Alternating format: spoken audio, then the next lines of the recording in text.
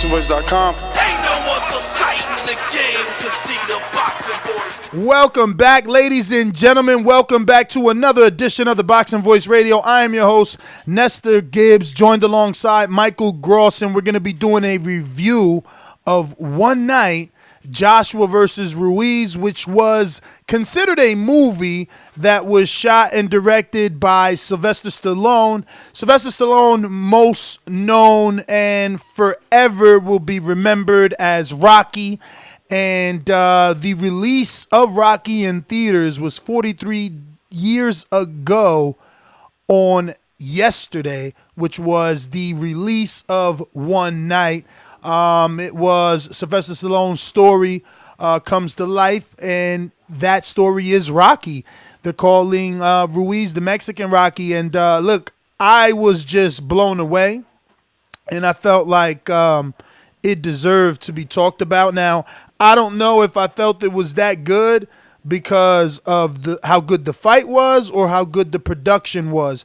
But we got a special treat outside of the review. We will be having Anthony Joshua's sparring partner live on the show. He's already set to go. So I'm just going to go ahead and head on over to Indiana to Gross the Boss and get this thing started. I speak it, believe it, receive it. Speak it, believe it, receive it. Speak it, believe it, receive it. I can't say it enough. I speak it, believe it. With the stamp, 2 attempts, handed bands over. Sicko hit, shot and miss, 2 to stand over. Turn up. Breadwinner, huh? Look who in the building. Let me check my Instagram. I might be at 1 million. And I'm in. BoxingVoice.com. Yo, welcome back to another edition of the Boxing Voice, and we back with another one. Hey man, that 1 day or whatever the hell it's called in the zone, that shit was entertaining. I really liked the Mike Tyson perspective on a lot of things. He brought comedy, he brought life to the commentating or whatever on the film. Also, they had the referee on there, and he explained why he did what he did in that fight. And a lot more commentators, from Michael Strahan to Sylvester Stallone to Akin Barak. I mean, it was a lot of people giving their opinions about that fight. So I'm looking forward to it now, maybe so even more than ever by watching that preview. So we'll break it down and get into everything that we've seen in that documentary kind of film. Yeah, I'm keeping the phone lines open. Josh in the New Orleans, I see you calling me. I got to keep it open because I'm going to be connecting with the sparring partner out in the UK of Anthony Joshua as we, go a little bit deeper into One Night. But, yeah, Mike, I mean, do you have a favorite moment yet? Yeah, man. Mike Tyson said when Joshua got hit, his equilibrium went out the window. Like, oh shit, I'm fucked up. I'm fucked up. You know what I'm saying? That right there had me dying. I just love the fact that Mike is on there just being raw and just showing the emotion of a true boxing fan in that fight, because the way he reacted is what everybody else, you know what I'm saying, how we reacted. And I just think that Mike Tyson, man, is I want to see him on more of these kind of films, to be honest with you. I like his perspective and coming from a heavyweight champ, somebody that done it before. I mean, you got to put value in his opinion. No, it was beautiful. Buster Douglas, the fact that Mike... I could not know who that... I was like, that motherfucker looks familiar with that title shit on. Who is that? That's Buster fucking Douglas. You sure right. Bro, the fact that Mike Tyson is like, bruh, your knockout is bigger than my... Like your loss is bigger than my loss. You know what I'm saying? I don't know the exact words that he used, but you got to go back to it. And he's like, arguably the biggest upset, and everybody makes it the biggest upset because of the body. At least Buster Douglas looked the part. But, bro, I mean, they put it together real good. Yo, you could tell it was an experienced guy like Sylvester Stallone because they brought in Buster Douglas, Mike Tyson, Dolph Lundgren, and I didn't get that. Like, all right. I guess Rocky's iconic, so Drago got to be iconic. And you know, he was actually, that's my only criticism, or one of the little bit of criticism I have on it, is he didn't even watch the fight before they called him in for this motherfucker. You know what I'm saying? So I'm like, damn. You know, like, yeah. He was interviewed. Remember the girl, L Red, that they got, that sat down with us at Podcast Row? Well, she interviewed him on the red carpet, and she's like, so what was your immediate reaction? He was like, well, I didn't really see the fight until they called me to do it. I'm like, this fucking piece of work. You know, luckily he doesn't say that on the, movie is what they're calling it. But, yeah, man, look, I don't know, Evander Holyfield, Sugar Ray Leonard, Hall of Fame boxers, man, giving you their reaction on TV. It just feels larger than life. You know, I don't understand why no one is looking at this. And look, they did a 4-part series on Wilder. That's, you know, they did that. And he broke records. But again, I'm only a boxing fan. Only a boxing fan. No other sport. So I just want more. Get me some big shit. Why is it Dazn now? First it was LeBron in the 20 days or whatever. Now it's fucking Sylvester. Like, come on. Let's go. Back to the PBC days of Hans Zimmer breaking the fucking big wheel, bringing out the big dogs, you know? Yeah, Hans Zimmer, the one that made the music for PBC, is the same dude that made the music for Man of Steel. He's like, he's big shit, you know what I'm saying? Like, that's what Sylvester is. That's what Sylvester is, man. The way that he put this together, it felt good. Felt good watching it, bro.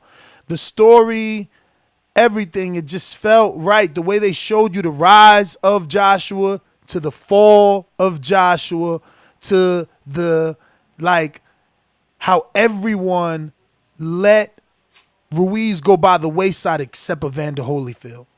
Evander was like, I told him, I sparred with him when I was 46 and he was 19. I'm like, oh shit. Now I seen the spawn, but I ain't get that story. I ain't get that story of Evander telling me, bro, at 19 this dude was cutting the ring off and making me fight. That's something Dazn gave me. That's something Sylvester gave me, and it makes me believe in Andy more, because I'm telling you, watching this shit, I'm like, damn, can Andy do it again? Because it ain't like AJ didn't come back and was really listening to his coach and doing a jab up and down and keeping Andy at bay. You know, he just gassed. So is a slimmer AJ, is an AJ focused on what he now perceives to be a beast gonna get? Yo, probably, no wonder he's the favorite. No wonder, because you watch that fight again, Andy has success, but AJ controlled. He controlled the first half, you know. He got a knockdown. He controlled again. It was him getting gas and go. Like, I think that second or third knockdown, I'm like, damn, did he really go down or did he take a knee? So, I don't know, man. This is going to be a fucking epic fight. Epic. What?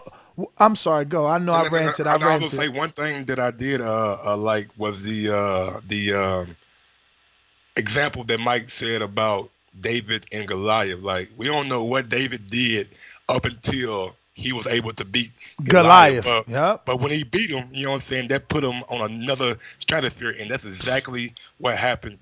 What is that? David and Goliath. Okay. And that is exactly what happened in that fight. Andy just took it as being that David, and seeing Goliath in against all odds. Like, you should hear the people on that what is it called again? I'm sorry. One night, Joshua versus Ruiz. Yeah. Michael Strahan was like, man, I came to this fight. I think Josh was going to get him, you know what I'm saying? They interviewed him before.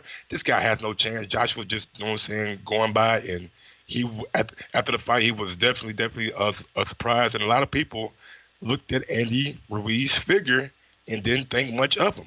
And again, that is not the way boxing works. You know what I'm saying? Just because you look bad, don't mean you can't fight. And I really like the just the overall production, like you said. Sylvester Stallone did a great job. I think the zone did a great job capturing Eddie during the fight. You know what I'm saying? Getting Eddie comments, getting Joshua comments, getting everybody comments, man. I just think that as a whole, that film was very, very good and made me more intrigued about the rematch. All right. Without further ado, I don't want to keep our listeners waiting any longer. We have the, when I reached out, I said, listen, I want to get your story because I don't want you to be known as Anthony Joshua's sparring partner or the chubby guy that was brought in to mimic Ruiz. I want to know who exactly is Timothy Moulton. How'd you get here? And what is your story? So without further ado, Timothy Moulton, man, how are you? Am I pronouncing your last name right? And how are you doing over there? I'm good, brother. Yeah, you pronouncing my last name right. Can you hear me? I hear you perfect, but you know what? If you could switch off to video and just go audio to your ear, so it's a lot clearer. Because we're not doing video at the time, we just wanted to use the Skype for the clarity and obviously the long distance. But we did want to find out about you, man, because what I will give you credit for is breaking the internet and remaining in camp from the beginning to the end. Sparring partners get sent home, but you have been there from the beginning to the end. Now, maybe no one's gotten sent home, but no one has been there since the beginning other than yourself, or am I incorrect on that? No, man. It's crazy. I've been here from the start of the set of sparring partners we had until the end. So we've had about 2 or 3 sets of sparring partners, and I've been here the whole camp, man. I'm And blessed. and have you already arrived in Saudi Arabia? Because I seen that AJ posted yesterday that he was like 3 hours in Heathrow Airport. I don't know. Have you gone out there, or are you leaving later on? No, we're leaving later on. We should be leaving around maybe Saturday morning, I think, to head out there. First time ever in So, Saudi? yeah, man, it's my first time in the UK, first time in Saudi.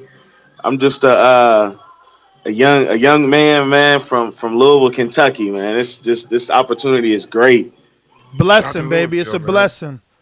Home of Muhammad Ali. I would just want to know how has your time been over in the UK thus far, and what are some of the experiences that have been memorable for you so far? Man, so I'm just like I said before, man. I was just engulfed in boxing since I was 12 years old. So uh, when I would hear, getting to the UK was a blessing to start off with. Then getting here, hearing the names that were coming to camp. Sometimes I knew more about the names than a lot of the people in camp had known about them. So just being able to share the ring with some of the guys that I watched on TV, getting sparring in, world class sparring in, and I think the biggest thing for me is just knowing that I do have the skills to pay the bills. You know what I mean? Like I know that I'm not some fluff character. You know what I mean? Just a guy that can build himself locally. I do see that I got world class potential. So I think that in a whole, man, just the whole experience is it's just been crazy for me, man. I'm just blessed. So if you don't mind me asking, which I must probe, what is your managerial promotional situation? Who's guiding Man, this career? right now it's me, my coach Abdul Jarvis, and my father Troy Bailey. Those guys have been with me in the amateurs, and we have no manager. I have no promotion. Man, how I got here is crazy. Just social media.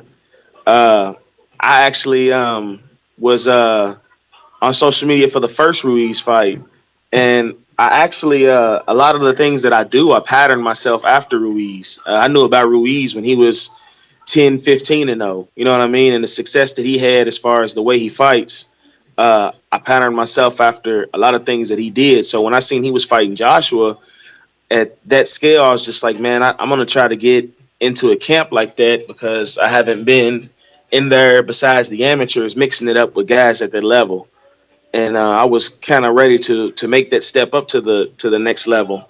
And social media was my best outlet. I didn't have any manager or promoter to reach out and make the connection for me. So I reached out on Who'd you reach the out to exactly? man, the first time I reached out to Eddie Hearn, I didn't get no answer. It was just me. But the second fight, what I did was I got smart. So I went to Google and I Googled Anthony Joshua's team. So I'm pretty sure if anybody's Googled Anthony Joshua's team, they see the same picture I seen. It's like a picture of him when he won the belts and like 40 people around him. Yeah. And everybody has those numbers next to their head, 1 through 40. So I told myself, I said, man, whoever I see he's vibing with in this picture the most, I'm clicking on their name, I'm finding out their name, I'm finding their social media, and I'm spamming them. Smart So man. Smart man. man, I seen he had his arm around his brother, his family, KD, and I seen KD, and I found him on the Instagram, and I had everybody that was following me from Louisville because I got a nice following in Louisville, man. My city loves me. I love my city, and I told everybody, hey, 90 we're gonna seconds. we're gonna spam this guy's page, and we're gonna spam Eddie Hearn's page. I need everybody to help me. So we spammed Eddie Hearn's page, spammed KD's page, and KD told me when I got here, he said that he had seen the spam. Everybody was on it, so they checked my videos out, man, and asked me to send some more footage to him. And Eddie Hearn told me we'll be in contact as soon as we leave from New York and go back to London. And there it was, man. Katie sent me the information to get out here, and I was the first one here in camp. And that is beautiful. Let me tell you, because I've been preaching for 10 years, man. 10 years ago, rather, how powerful social media was and how these promoters needed to get on. I've been doing this long enough. I was doing this before Bob got on social media, and I mean Bob Arum. So Eddie is a guy that I've always said on this show, me and my co-host, he knows how to use social media. The fact that, you did what you did, it's a story in itself, man, because this is that generation, man, where the internet has spawned entrepreneurs, and this little move has helped for you, man. So congratulations Yeah. to being that savvy and witty. So now tell us a little bit about you, man. When you get started, how old, all those good things, man. Okay, so I mean, I started boxing in when I was 12 in the city of Louisville, Kentucky. Um, and I started with my father, and I started with my first trainer, James Doolin. He actually trains Anthony Sims Jr. now. But I started with him, and then I ended up moving with my father to my coach, Abdul Jarvis. I had about 80, 88, 89 amateur fights. I won everything, state and region, and because of money and financial purposes, I was never able to go to the national level until the under 19s in 2010, where I fought Joshua Temple in the finals, and I lost to Joshua Temple in the finals. Uh, then I had went to the National Golden Gloves a few years later, and I had lost in the first round of the National Golden Gloves. I had my son. I took about a year off. When I had my son, I told myself, there's really nothing else for me in the amateur game. So me and my father and my coach, Abdul Jarvis, sat down and said, let's start from the bottom. We turned pro on a local show. I've had 5 fights under 3 different promoters locally, and just working our way up the top, man, So from the I'm bottom. I'm hoping that you've already shown us your savviness, and you're using that to try and position yourself on an upcoming matchroom card. Definitely. Okay, so Uh, tell I, us I, I think. what I, have you been able to do for yourself? well, I think right now I'm just developing relationships and more or less friendships out here now that are gonna put me into the right position to do what I have to do. I can't speak on anything because I don't have anything in writing. I don't have any contracts out there, but um, I usually get good feelings about situations and people. And I've been out here, man. They've done nothing but treated me like family. This is the best experience I've had boxing wise thus far, and I'm pretty sure, they always, KD and AJ always, put their hand on my back, say, we're going to take care of you, man. We definitely like what we see. They see the potential, and we're going to take care of you and push you the right way. So I think that something will spawn from it. And all I can do is, just like they say, stay ready so you don't have to get ready. So when they do call and they do make the move to come towards me, then I'll be ready for them. What would you say is? I'm sorry. Go ahead, Mike. I was going to ask about the sparring with AJ. You know what I'm saying? We do a weekly betting show on this platform, and sometimes we get it wrong, sometimes we get it right. But the insider insight, you know what I'm saying, could help us out a little bit more. How has sparring went with AJ, and does he look focused? Does he look leaner? Does he look quicker?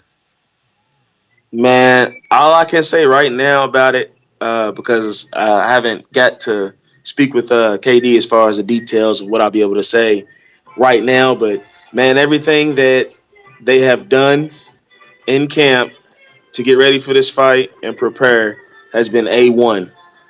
Like the level, the focus, the changes that they've made, everything, man. Just and not from just me working with them and sparring with them, but from seeing him work with these other guys that are world class level. You know what I mean? Like crisp, uh, the hunger, is there. You can see it in his eyes every day, every run we do, every session we have. You see the hunger in his eyes, man. It's crazy. Like and it's one of those type of deals where like you're around him and you feel the aura of like, you know what I mean? Like he's about business. Like it's this fight's gonna be crazy. I'm just excited to be able to go and watch it, in person. So Timothy Mayhem Moulton. My question is, how has that changed things for you? Because when the young Ryan, the Flash Garcia changed camps and went into camp with Canelo Alvarez and Eddie Reynoso, he said he realized that he wasn't training on the elite level once he got in there with Canelo, and all it did was motivate him and push him to go harder. So what's changed for you after getting here? Because AJ is the top of the top. There's Canelo Yeah, and AJ. yes. It's crazy. I was talking to my coach and I was like, to go to camp with somebody at that level and be able to shoot, straight there and not have to go through any of the middle things is the middle level guys is one is a blessing, and then on top of that, just being in camp with them, I realized some of the things that we have got right and some of the things that I need to work on. So one thing that I realized in the strength of his camp is just family, love, compassion. You know what I mean? Like all them guys love each other. They always got the interest of AJ at hand. You know what I mean? Like they're always looking out for him, and that's something that I know that my team has back home. But at the same time, there's different things that I know I got to pick up on getting out here. Different drills and skills, and it definitely shows you that I need to up it up to be able to compete at that level. Because being here so long, I feel like I've gotten in a lot better shape. I'm in a lot better condition. My eyes are a lot sharper. So like what Ryan said, when you go to camps like this, it opens up your eyes and lets you know it's time to pick it up. Because these guys, they're at the top for a reason. Now, like myself, obviously, seeing your, I guess, appearance in camp, everybody gets to see you. They want to know who you are. So have any other camps reached out for future, to bring you into their camp for the future? No. I've had a few people. I had a few management companies reach out. I think they're not really big management companies, but a few management companies, a few boxing pages have reached out because they wanted to do stories and a couple podcasts. But as far as like coaches, promoters, etc., I I haven't heard anything. I know I was doing a lot of reaching out to everybody. Not a lot of people know, but I was going to go to camp with, try to go to camp with Joseph Parker when he fought Alex Leopi. I reached out to go to camp for that one because it's really hard for me being a shorter heavyweight to get into these camps because, heavyweights nowadays 6'4", and up. So it's kind of hard for me to find camps to go to. Actually, the reason I even found out about the Joshua camp was through Joey DeWico. Yeah. When I seen him go to camp, and I speak to Joey DeWico on Facebook pretty regularly, and he's a cool guy. But I seen him go to camp, and I knew that that's the camp I needed to be in. Pretty much he was trailing the way for me to just follow where he goes, and I was going to try to get into camp to where he was at because we have about the same dimensions. So, but our styles are different, but we have the same dimensions. So in a perfect world, what do you think is next for Mr. Moulton? I feel like I have a lot of learning to do. I feel like I still need a few more, fights to learn, and then maybe up from, go to the 6 and 8 rounders. I still feel like I have a lot to learn, but I'm ready. If the 6 rounders, 8 rounders come, I'm ready for those. Especially after being in this camp. That's what I've been working anyway. So, whatever. If I get a deal from being here, then we'll take whatever they offering if it's right. But if not, I know I definitely am gonna have a fight, or not definitely, but maybe I'll have a fight January the 4th when I leave break camp, when camp's over and the fight's over. I'll have something January the 4th, and just keep moving from there. I just want to learn, and when my time comes, I want to be ready. So check it out, man. Since you are already very, again, witty and innovative, I'm gonna help you because I like to pride myself on matchmaking and watching it come to life. I called Gamboa Gervonta Davis like 2 years ago, but I think that once we're done, you should contact Lou DiBella on social media. He has a heavyweight by the name of George Aries, who he's taken up the ladder very slowly because he's your size in terms of height. Go ahead, Mike. Right. Mike. I was going to ask, being a smaller heavyweight, how do you compensate going in the ring facing these guys that are 6'4", 6'5", 6'6", giving up reach, giving up weight, giving up a lot of advantages? I'm gonna tell you, me personally, I study, and like I said, I engulf myself in boxing. So a lot of my favorite fighters, which a few of my favorite fighters I watch and study, and they were shorter heavyweights. And one thing that I learned from every single one of them is those bigger guys, pressure is MF. You know what I mean? Like pressure coming forward, that reach and distance is fine, but you gonna slip and you gonna let me on the inside, and I'm just gonna bring, heck when I get there. And then as far as like being able to outbox some of these taller guys is not really hard. You got guys. I watch guys like Orlin Norris. I know you guys know Orlin Norris. I watch guys like Orlin Norris. I watch him box these taller guys. Dwight Muhammad Kwai. I watch the way he moves his head and comes forward. David Tua, Mike Tyson, of course. And it's just like you got a big flame and you have a big fire cover, and you just put it over it, you just smuggle it, and eventually they bend to the wheel. You just can't fight that game. You got to make them fight yours, and that's what I've been doing back in the amateurs, which is why I had pretty good success as an amateur. Not super national champion or anything, but I didn't lose too many fights, and the ones I did lose to were, guys that were ranked in the world and number 1 and number 2 in the nation. So Timothy, I've had the liberty to go to a lot of camps, but most fighters don't come with their trainer. Some do. So I wanted to ask, were you allowed to bring your trainer with you?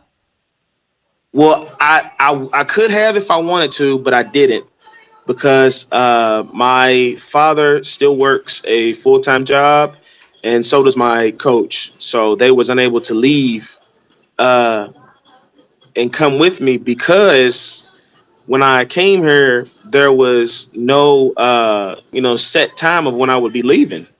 So this is another part of the story that was funny. I spoke to somebody who's with the camp, and they told me, about 5 weeks into the camp that, man, you was brought here on a week trial. So you was gonna spar AJ, and if you didn't perform to the level that we needed you to perform, we was gonna send you home the same week. And I've been here every single week of camp. You know, So interesting that you bring that up. I have a question. Speaking of sparring and having to live up to that expectation for the team, what would you call that sparring? Is it all out, or is McCracklin telling you, "Look, I need you to do this, so I want you to throw the jab"? But then when you see AJ when you see AJ throw the jab, slip it and get on the inside like Ruiz did, or is he letting you just bell rings and you do what you want? man, we work from the first bell to the last bell, man. It's fight based, you know what I mean? So when you What get in what there, does you that working. mean? What does that mean? Fight base.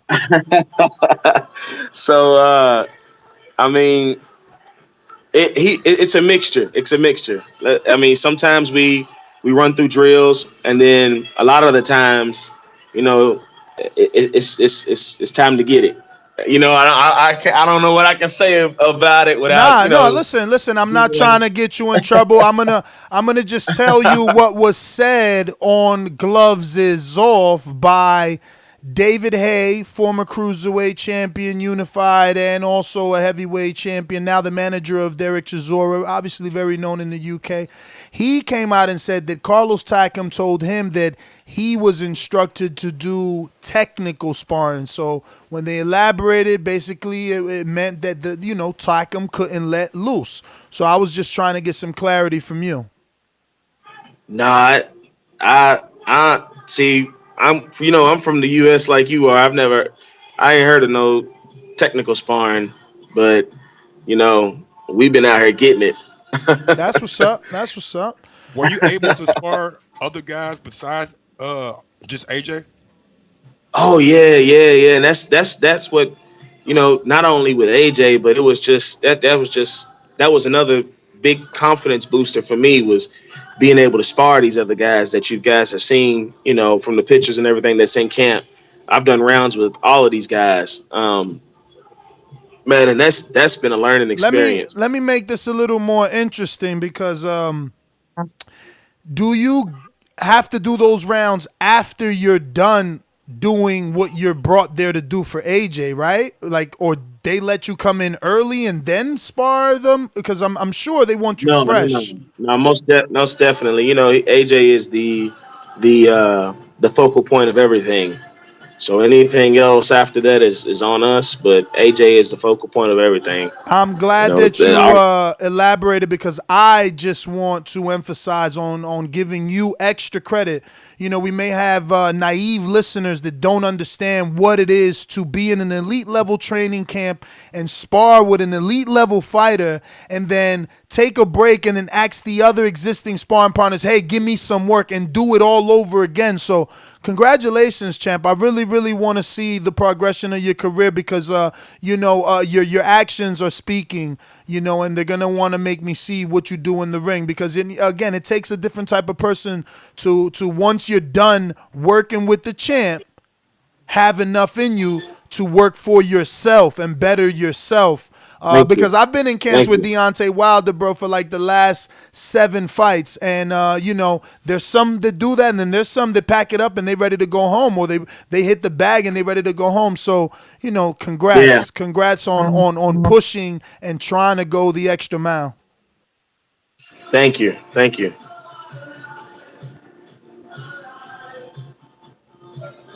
I thought my co-host had something, man. So obviously, when do you land in Saudi again? So we should be there Saturday night, Sunday morning. What's the time difference for you? I've only been to the UK and Belfast. I've never been to Saudi Arabia. Right now it's 4 No, no, no. I know. 4:17. I know the difference for the UK. I mean over there. Oh, oh, I think over in Saudi it's like 6 hour difference. I think that's what they Okay. told me. Okay. Okay. I So think 3 hour difference. what are you most excited about for going to Saudi Arabia? I think that I think what's at least for me because like I said, a lot of these guys that are already in camp have already experienced this as far as being on these big level fights and being to the fights. And I think with me, just I mean, it's a dream come true to be on the Boxing Voice, man. I watch the Boxing Voice all the time, man, coming up through the amateurs and everything. So to hear from you, for you to be, had hit me an inbox was something a dream come true. So man, just being able to go to this fight, being the atmosphere, seeing this world class level behind the scenes, as well as being able to go to the fights. I'm just taking it all in, man. Everything is just a dream come true. This whole process is great for me, man. I'm happy. Yeah, man. I'm happy for you, man. I'm happy that and the way that you got it done again makes it makes your story all that much better, man. You a go getter for sure, and you're proving that, man. So obviously you got Andrew the Beast to beat in there. How is the spar? Did you get the spar with him? Yeah, I got to do some work with my boy Drew. So Man, is he gun man, shy? Is he gun shy? man, heck no. Wait. That guy, I need more details. Are you guys using the headgear with the bar that covers the nose, or are you open face or no, we cheek got protector? Andrew. Everybody here actually has the regular winning Ooh, headgear. No bar. just cheek protector then. Yeah, just cheek protector. Okay, we got some Man, brave boys in camp. That's what I'm talking about. I'm gonna tell you, man, that Andrew is the truth, man. Like from what I seen, again, like I knew about everybody before I got here, but like Drew, man, that when he comes back and he fights whoever it is he fights, it's gonna be trouble, man. That guy is sharp, fast. He's the fastest hands down hands that I've ever been in the ring with.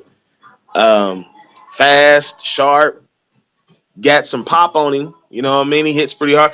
He hits pretty hard for a cruiserweight, and he's got some pop on him, man. That guy's and he's hungry. He's hungry. He's like a pit bull on a chain, ready to go get a steak. That guy's nice. So tell me about your time with good old Brian Jennings, Philadelphian.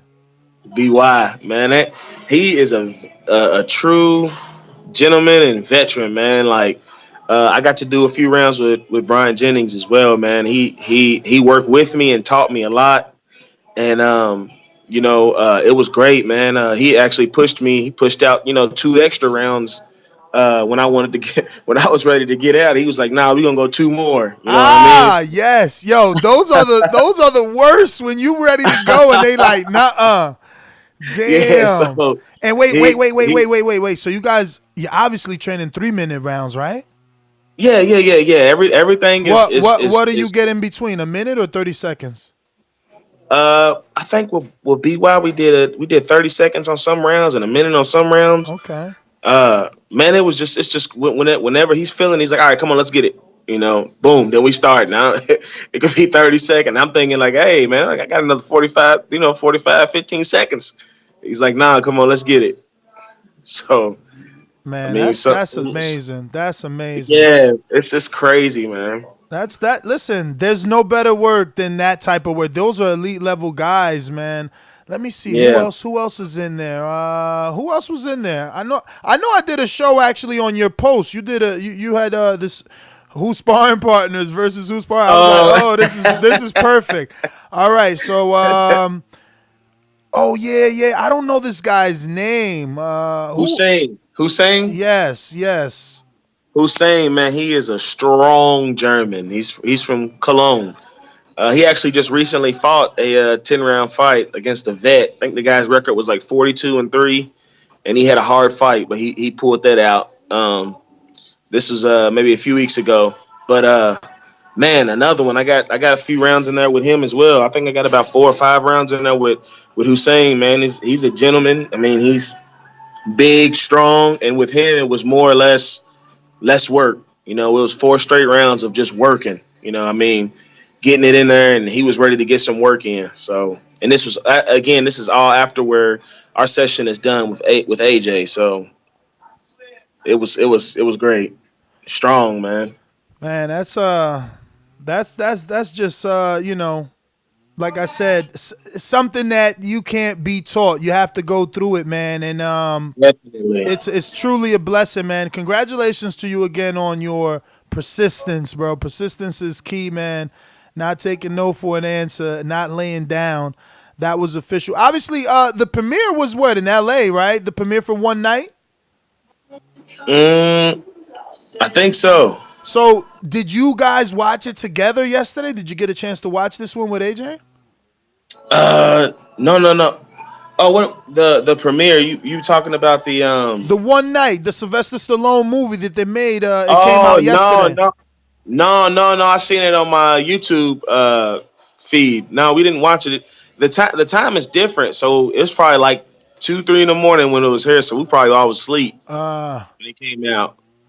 Yeah, that would have been nice to hear how those reactions were. This was a well put together. They're calling it a movie, not a documentary, but it damn sure felt like a movie. So, what was your Yeah, reaction of it? well, I watched some of it, and we haven't really talked about it yet. I know when we meet back up, I'll definitely mention it, but we haven't really talked about it yet. Well, definitely watching it in its entirety before you even bring it up because it was great from start to finish. And obviously, the Andy Ruiz story is your story. When Andy won that fight, what was your reaction?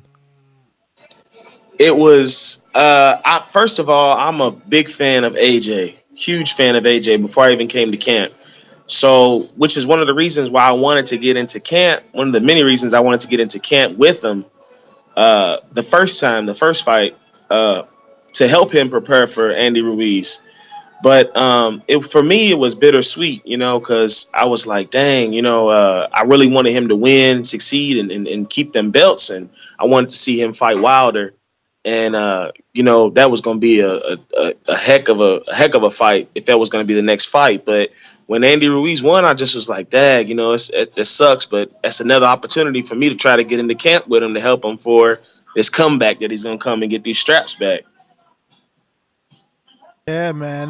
It's It, interesting it, that you it ended up said being that you're a big AJ fan, but you modeled your style after Ruiz. Yeah, it's crazy. Yeah, man. So, listen, man, I want to thank you, obviously, for your time. Definitely, we're going to make this a regular thing. We'll stay in contact. You definitely, I just appreciate the kind words about, you're expressing yourself about being on the show.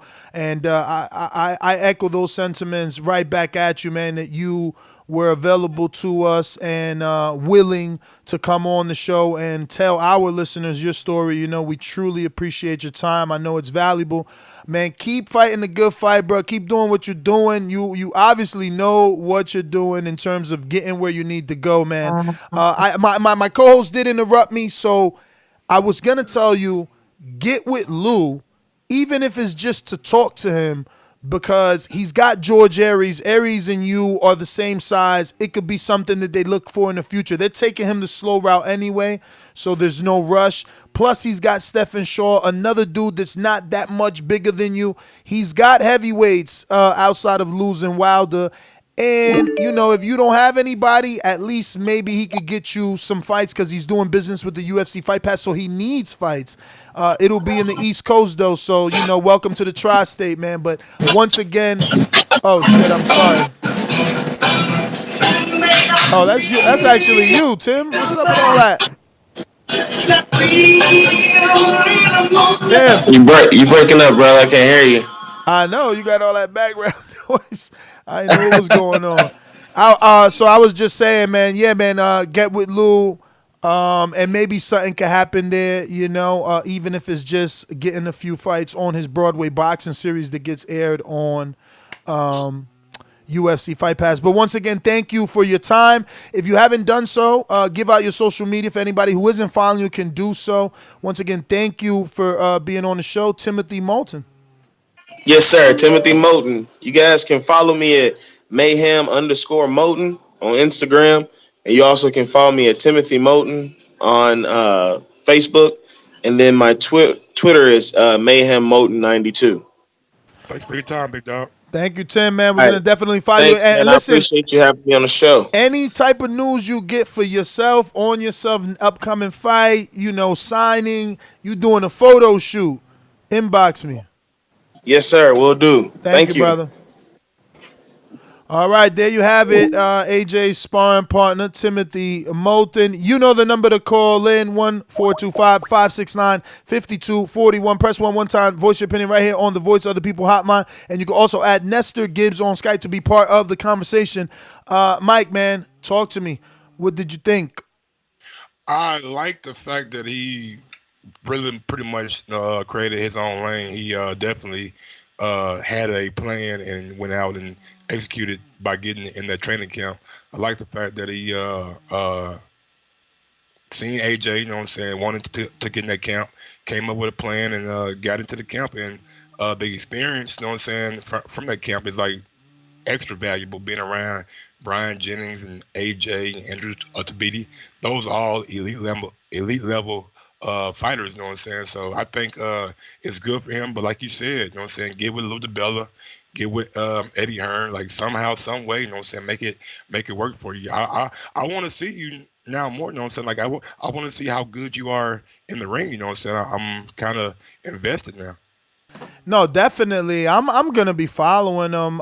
And he made connections. You never know. He might be in Brian Jennings' camp, because it's like I said, and like he should understand. It doesn't matter that he's 5 whatever, because he could be brought in for a different reason. The same way Tabiti was brought in for hand speed.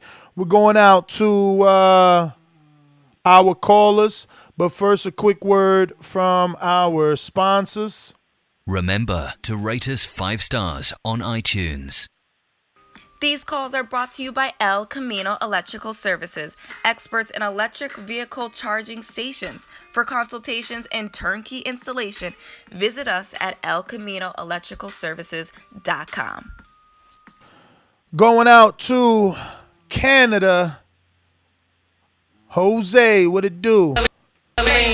Popping all this champagne, popping all this rosé, getting money like Jose, chain code Norway. Shorty want that foreplay, I'm like no way. Gotta rock it like Coldplay, killing it. OJ, getting cheese like Green Bay. Call me Aaron Rodgers. Hopped out that Dodger, dodging them cops. Yo, Ness, what's going on, Mike? How you guys doing? Buenos dias. Up early Buenos over there dias, on your buenos mountain dias. Hey, time. you know it's a great show when you hear Danny Garcia spitting those bars, man. You know it's going to be a great show because you're going to hear my opinion, man. First of all, that Timothy boxer who called in, man, what a fantastic kid, man. I love the hunger, right? man. That story. Fucking no, man, go-getter. that's the kind of shit hustlers do, man. That's the kind right. of shit that differentiates people who are successful from people who think about it, man. That's like right. The fact that he went on to social media and was smart enough to do that, man, that shit's just and persistent admirable, enough. right? Persistent enough. I love it. And a hustler, man. Like, you don't just hustle like, drugs on the streets, or you don't just hustle with chicks. You also gotta hustle in business, man. Hustling isn't just, negative. Hustling is a product, man. If you can sell it, you are a hustler, man. It doesn't have to be negative. And he hustled himself. His product is himself, and he got himself into an elite. I mean, amazing. That is amazing. People fucking fight all their life and don't get invited. Derek Rossi has never been invited to AJ camp. No, absolutely, man. And if anything else, like, this is going to be one of, like, outside of Floyd and Pacquiao, this is the biggest fight of the decade. You know what I mean? So far, the biggest fight that we're gonna see, man. Like, I can't wait. I saw like the special yesterday from Dazn. I don't know, man. I honestly think everyone who thinks that AJ gassed out, that he was concussed from before, that his coaches were shit. The truth is, it was that left hook that took him out, man. That left hook had him concussed in the fight, and he just couldn't react. Like, I liked the way Tyson was speaking and trying to say fuck, like, his body just wouldn't react, and you could see that his legs were giving out from him. He was just, after that punch, he just wasn't the same. He was just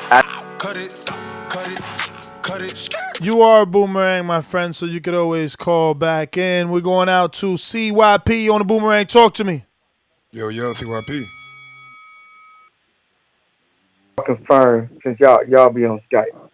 Was I not listening to the show last night and refereeing my kids' sparring last night at the same time? Did I not do that? Yes. Thank you very much. I don't know what the fuck that one white boy, he loves to lie.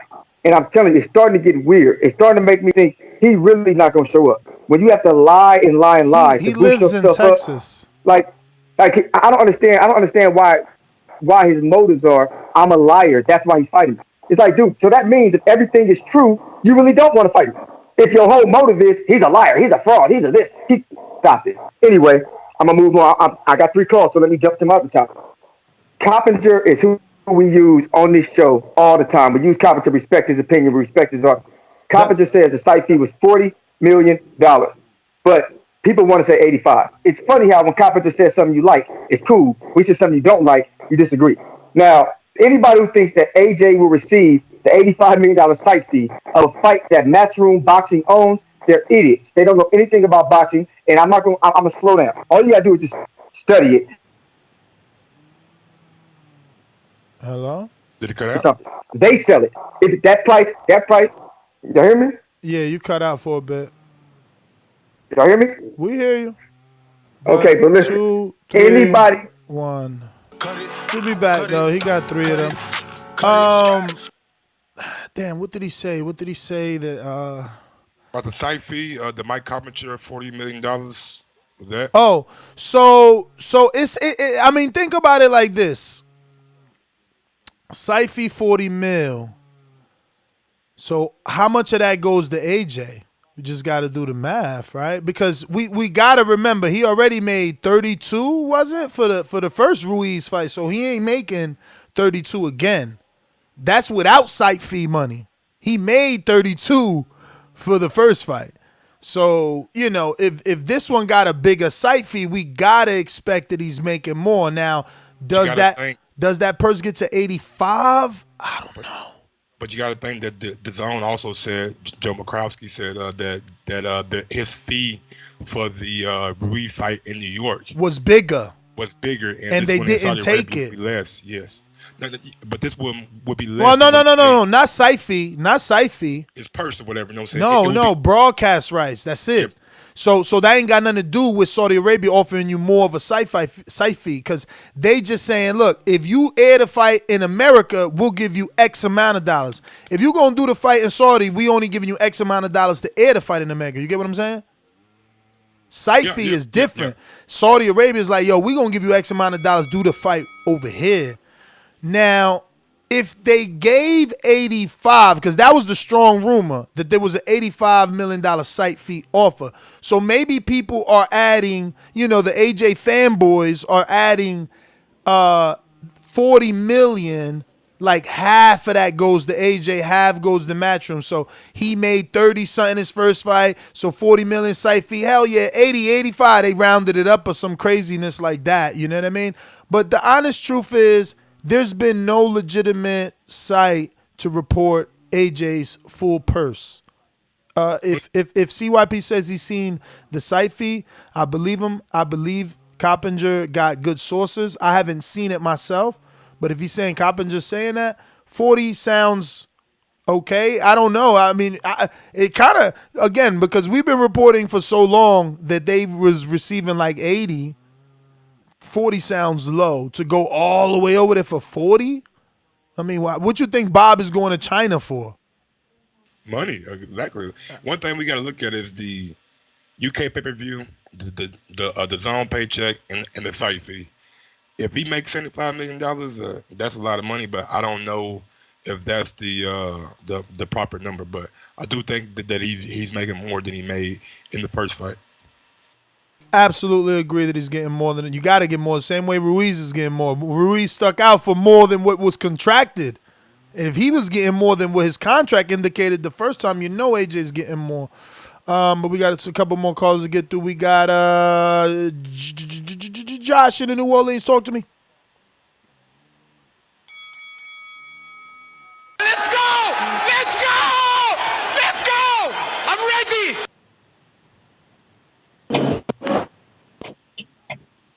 Yo. Okay, I'm getting this Bluetooth, trying to get it together. Nah, man, that was a good interview. I like the dude getting the experience of his life, getting some good work in. I really don't have too much to say about it. Do sound undersized and what's considered to be today's heavyweights. So I wish him nothing but the best in his career. AJ, I hope he getting the best of whatever he need in his career because I think Andy Ruiz gonna do it to him all over again. Too much to really talk about. That's my call. All right. Well, thanks for calling in, Josh. We're going out to the UK's own KOD.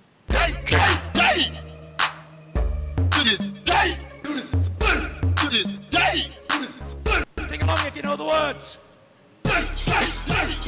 Got money. Oh, hey, what's going on, Red? Fuck my helmet. Yo, Go who's ahead. talking in my background? What up, Coyote? That was the only call in history to get 3 calls. What up, Coyote? CYP. Yeah, nah, that was a good interview, man. Well done, guys. Being able to get him in and get some inside knowledge into the sparring. Looks like AJ had a good sparring session. Yeah, this fight it just gets bigger and bigger. I mean, I feel like this fight has more traction than even the Wilder fight. But hey, you know me, I'm an AJ lover, so I'm slightly biased towards AJ. But yeah, looking forward to the fight. I've always said that I think that AJ has tunnel vision for this rematch. He's very focused. And we should see a much better, much improved AJ, and he'll be able to actually dispense. I'm what I suspect is the fight will go the distance, and AJ will win on points, but Ruiz will take a lot of punishment from AJ. AJ is going to make Ruiz walk into jabs like he was doing in the first and second round, and he's just going to he's just going to be very safe. He's not going to try and knock him out. He's not going to try and put himself in any danger. He's not going to try and get in exchanges. He's simply just going to make him pay every time he tries to throw his counters. He's going to make him pay. That's what I suspect will happen. But, it's heavyweight boxing. You never really know. But it should be a good fight. I'm really looking forward to it. I missed this show earlier on, but yeah. All right. Well, don't forget, minute 30, everybody. And listen, don't forget we're going to be on Patreon for the betting show where we will be beating the odds with TBV and trying to make some money on this Wilder versus Ortiz fight and all the weekend fights, obviously. And even more than just this weekend fights. If you can stick around, shout out to my boy New Money, who likes to make those long-term bets. But yeah, TBV will be doing an episode of Beating the Odds with TBV, where we getting money together. So make sure you join us on patreon.com/The Boxing Voice to be a part of that show and, get a little dough yourself. We're going to go out to Pat in Beantown. What up, Pat? Yo, what's good, guys? What up? Great interview, guys. I think it's so cool how he had a similar story to Andy Ruiz, how Andy got the fight through social media. You know what I'm saying? And how he modeled his career after Andy. And I really think you guys giving us that backstory is awesome because I think he could have a big effect on AJ's camp. You know, if you were just looking at it, you'd be like, oh yeah, like I said, these dudes are green, whatever. But this dude even said it himself. He's been modeling himself after Andy Ruiz. Is there really much better of a guy you can get than that and add in a bunch more experienced guys? I mean, it's like the perfect storm, you know? So that's something people got to take in and consider for the rematch, you know? He's been working with someone a lot like Andy Ruiz for the whole entire camp. So shout out to you guys and shout out to Timothy Moulton was his name? Yes, sir. Yeah, Mr. Moulton. Yeah. Thanks, guys. All right. Thanks for calling in. Pat and Beantown. We're going out to Boomerang. Robert Bonilla, talk to us. Bomb Boxing, what it do? What it do, man? How you guys doing this morning? All good. Great morning, man. Second show and just working. Yeah, I've been on both, man. I ride with TBV till the day I die. I don't always agree, and sometimes I gotta take a break from your ass, but I love y'all. But get back to the point. Man, that's refreshing to hear a kid like that. And you know he was raised right too, because you can tell how humble he was. That boy wouldn't even say a cuss word. You know what I mean? Shucks, and take him to heck and back. You know. Not only that, he tried to get the interview approved. He just didn't, no one got back to him, but he wanted to know what he could and couldn't say, and that's why he didn't say much. Yeah. But very respectful, humble kid. I hope he does well in his career. I like guys like that. And I'm just interested to see how he grows and what camps he's going to be into. I'm going to start following that kid, man. That's I like seeing stories like that, man. But good job on the interview, man. You was trying to get some stuff out of him, but you can only do so much when they quiet, man. All right, brother. I appreciate you. I'll get back on the next call. All right, champ. Thanks for calling in. Bomb Boxing. We going out to Triple Rang, CYP.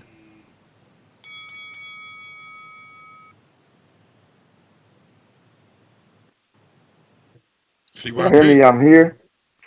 All right.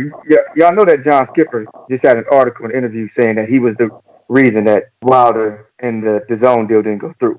I mean, the man is the grown-ass man taking full responsibility to the public for him not being prepared and him not knowing things better for the interview and for the details. That's what he said. Okay? So all the haters, let's ignore that. Ignore a grown-ass man, successful millionaire, taking responsibility for his mistakes. Let's ignore that and blame it on Wilder anyway. That's what we're gonna do. Okay, that's what we're gonna do.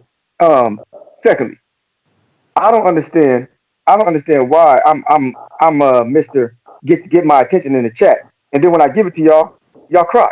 Stop crying, because I hope y'all know that nobody knows what y'all saying in the chat. I call in and bring it to the show. So stop crying. If you don't want me to bring what y'all saying to the show, stop saying it. Because people are going to know the stupid shit y'all UK fans say. And some of y'all ain't all UK, but most of y'all are dumb as hell. Y'all say some dumb shit, and I'll bring it to the forefront, and y'all hate me for it. Stop saying dumb shit. I won't call you out. I'm going to save my last one for the last one. All right. Did we ever go to Josh in the New Orleans? No, I don't believe so. I think we went with Josh on the last show right before the end.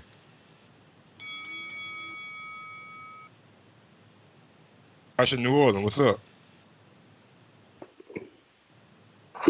Yo, hello? What it do?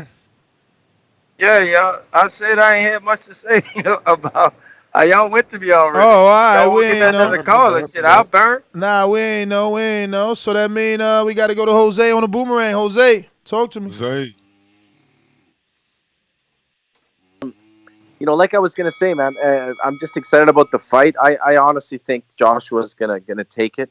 I'm excited about this weekend too, man. The heavyweights, it's starting to become like an amazing week to week to week. Did you watch the one night versus? Oh yeah, I did. Yeah, it was. What was your awesome. what was your favorite moment? I guess. My favorite moment was was actually seeing like that. I made me watch the fight again, and I realized that what really hurt AJ was that counterpunch, and I really liked seeing how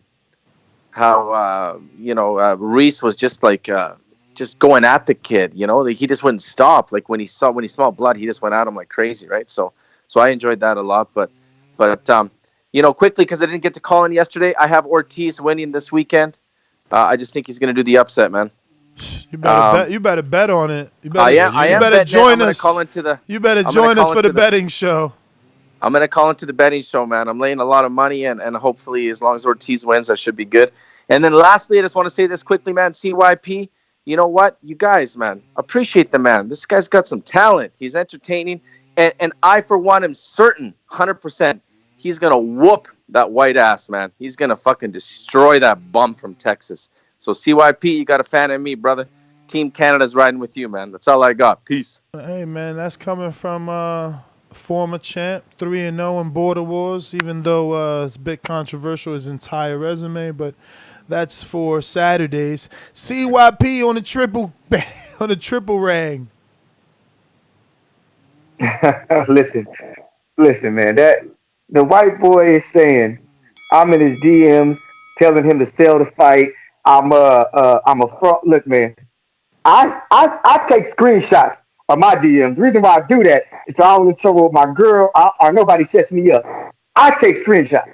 And when I get them screenshots, I send them to Mike, I send them to Ness, I send them to Stone Bone, I send them to 504. I send these screenshots just because people like you love to lie on people like me. You understand that? You ain't got no evidence of that bullshit you talking, my guy. You have no evidence. Somebody asked me, is CYP fighting the Border Wars? Listen, the show is tomorrow. Saturday morning is the show. That man has already said he has the deposit. I think he's lying because he doesn't want y'all to call in and donate the deposit. Understand what I just said? He already, on DM, Ness and Mike can vouch for this, already says he has the deposit. So when he puts that deposit in tomorrow, I promise you, I'm signing up tomorrow after his deposit is put into the Cash App for Mike or Cash App for Ness, and it's winner take all, like he said. You got my motherfucking word on CYP and his business on AWG My Gym. But it guaranteed. But it ain't winner take all. The deposit is no. just No, he can have my money. If he wins, he can have my deposit. Is what I'm saying. And if I win, he said I can have his deposit. So it said that in the DM. Look at the screenshot. So I ain't the one who said that. That's his bet. So remember, whoever wins, shoot that deposit back to the winner. Period. That's his bet. I'm taking the bet. Well, all right. Y'all taking a nigga to the motherfucking over and beyond. That shit gonna be brutal. Yeah, that's how you know that somebody. Well, we got a great referee, that's for sure. So, hopefully, they don't endure too much punishment. But yeah, man, that's GTO, Instagram and Twitter. If you want to join us on Patreon, the show is already scheduled. All the information is there. Just head on over to patreon.com/The Boxing Voice and look for Beating the Odds. Luis Ortiz versus Deontay Wilder 2. Patreon only. You'll see the post. You'll see the time. You'll know the number to call in and all the juicy information. But we'll be back on patreon.com only. NesGTO, Instagram, and Twitter. Arrivederci. Follow me on IG at Gross1911 or on Twitter at Gross2312. And if you haven't not watched the what's it called again? That's damn. I'm bad with that. One night, Joshua versus Ruiz. Bomb boxing, don't go. I got to give you a boomerang if you want it. If you haven't watched the One Night yet, definitely check it out. And follow me on YouTube at Mike on Sports. Bomb boxing, talk to me. I'm good, brother. I'm out here. All right. All right, big dog. All right, then. Well, there you have it. Catch us on the next one. See you on Patreon. Peace.